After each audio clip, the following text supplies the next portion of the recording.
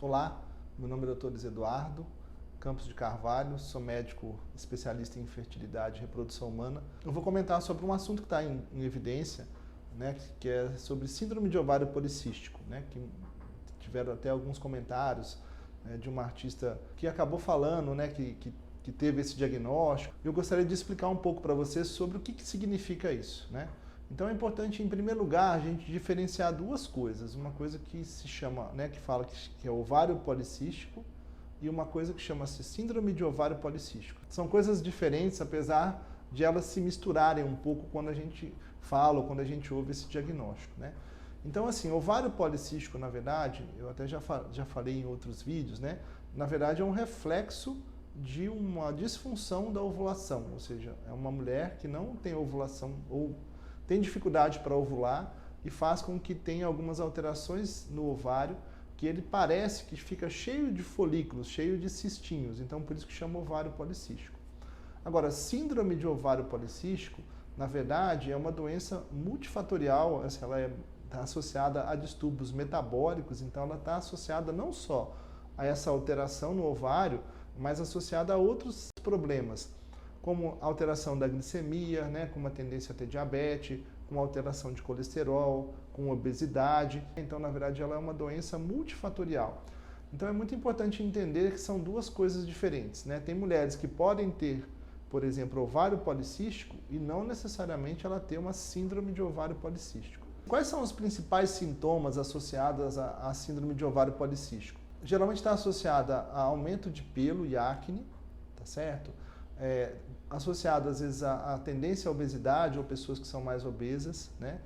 Junto com isso, como eu falei, há uma alteração da ovulação. Reflete como? Com uma irregularidade menstrual. Tem menstruações que duram em torno de 30 a 40 dias e geralmente um fluxo muito irregular, ou seja, às vezes quando menstrua um fluxo intenso, né? Esses são os principais sintomas, né, da síndrome de ovário policístico. Disfunção da ovulação, aumento de pelo, acne e eventualmente pode estar associado à obesidade e outros distúrbios metabólicos, principalmente relacionados à diabetes. Ter ovário policístico ou síndrome de ovário policístico é perigoso?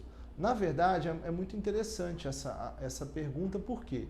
Como eu disse, principalmente a síndrome de ovário policístico, ela está associada a distúrbios metabólicos relacionados à obesidade, consequentemente aumento de colesterol, a hiperglicemia, que é o aumento da glicose no sangue.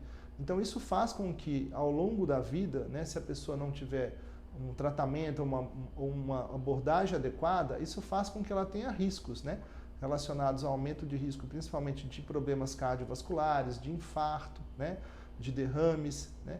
Então, além disso, né, pode estar associada a essa alteração da ovulação e a pessoa ter mais dificuldade para engravidar.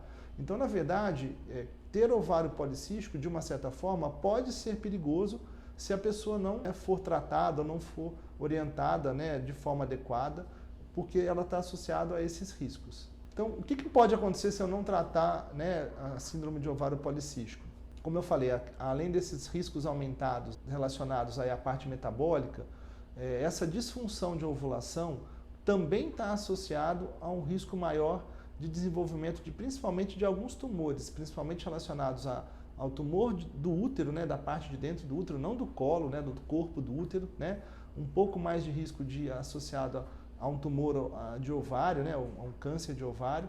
Então é muito importante as pessoas, né, que tenham esse diagnóstico, elas procurem ajuda de forma adequada, né? Principalmente porque se não for tratada de forma, né, correta, isso realmente pode representar um risco sério, às vezes não naquele momento, mas no futuro. E como eu trato síndrome de ovário policístico, né? É uma outra pergunta que às vezes tem. É muito comum, né, principalmente mulheres que já tiveram esse diagnóstico, né, que muitas mulheres às vezes são tratadas com o uso de anticoncepcional. Então é importante a gente esclarecer assim, que o anticoncepcional, na verdade, ele pode ser uma forma de ajudar no tratamento de quem tem ovário policístico, justamente porque regula a menstruação, né? Faz com que essa mulher tenha ciclos regulares, né? Não tenha um aumento exagerado de fluxo. Então, na verdade, o anticoncepcional ele pode ser uma forma de ajudar a tratar esta irregularidade menstrual. Mas, na verdade, o anticoncepcional não trata a síndrome de ovário policístico como um todo. E é muito importante que as pessoas entendam isso, né? Que na verdade, como eu falei, ela é uma doença multifatorial. E é muito importante que a gente entenda que existem outras atitudes que a mulher deve tomar que são muito importantes e fundamentais. E está relacionado principalmente ao quê? Naquela pessoa que realmente tem uma sobrepeso ou é obesa, né, aí é fundamental a importância que ela tenha, né, uma perda de peso através da atividade física, que também é outra coisa que ajuda muito essas mulheres. Então, assim, a perda de peso, né, efetiva faz com que eu tenha uma melhora toda nesses parâmetros aí da parte metabólica, de colesterol, de glicemia. Além disso, né, é ter uma dieta saudável, né, ou seja, de você... Existe uma situação que é um pouquinho mais complexa, mas eu vou tentar explicar de uma forma mais simples, né?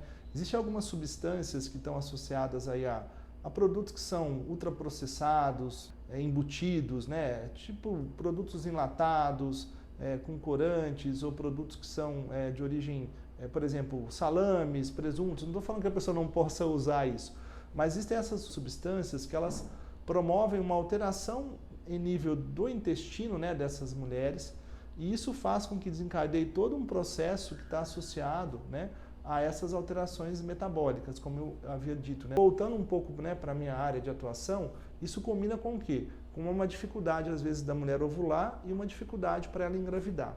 Então, só para finalizar, anticoncepcional não trata síndrome de ovário policístico, ela trata a irregularidade menstrual, mas o tratamento da síndrome de ovário policístico, ela vai muito além do que eu só regular a menstruação dessa mulher.